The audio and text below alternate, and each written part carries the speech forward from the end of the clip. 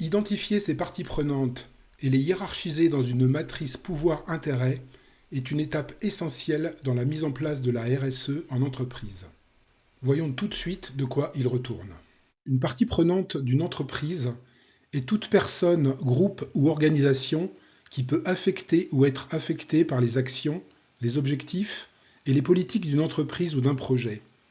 Cela inclut les employés, les clients, les fournisseurs, les investisseurs, les communautés locales, les régulateurs et d'autres acteurs ayant un intérêt direct ou indirect dans les activités de l'entreprise.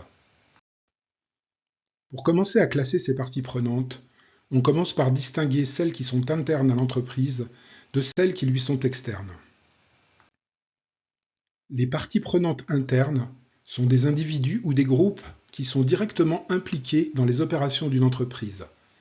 Cela inclut les employés, les dirigeants, les actionnaires et les membres du conseil d'administration.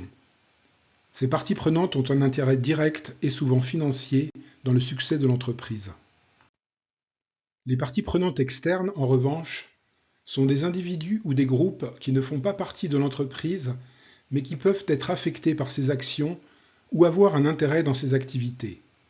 Cela inclut les clients, les fournisseurs, les communautés locales, les régulateurs, les investisseurs potentiels et les groupes de pression. Ces parties prenantes externes peuvent influencer ou être influencées par les décisions et les performances de l'entreprise. Pour savoir comment agir efficacement avec ces parties prenantes, il faut tout d'abord estimer leur influence au sein de l'entreprise. L'influence d'une partie prenante est liée à sa capacité à influencer les décisions de l'entreprise. Si un client particulier représente 50% de votre chiffre d'affaires, il est par définition très influent puisque le perdre menacerait immédiatement la survie même de votre entreprise.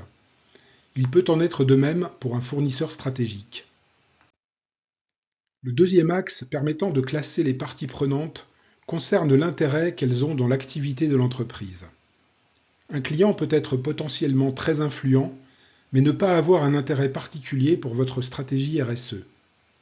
Pourtant, avec l'arrivée de la CSRD, il se peut que ce client devienne maintenant sensible à votre politique RSE, auquel cas il deviendra très concerné par les décisions que vous allez prendre en la matière.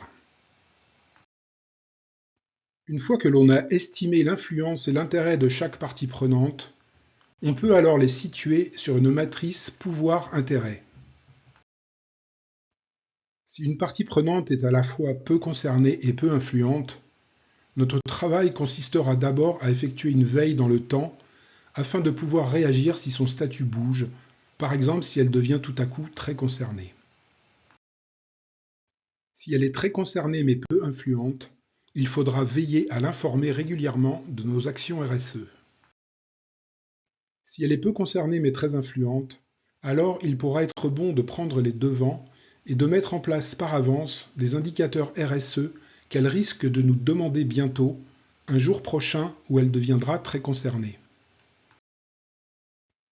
Mais si jamais elle est très concernée et très influente, alors il est vital pour nous d'engager le plus rapidement possible les transformations qu'elle exige de nous, au risque d'avoir des retours de bâton douloureux.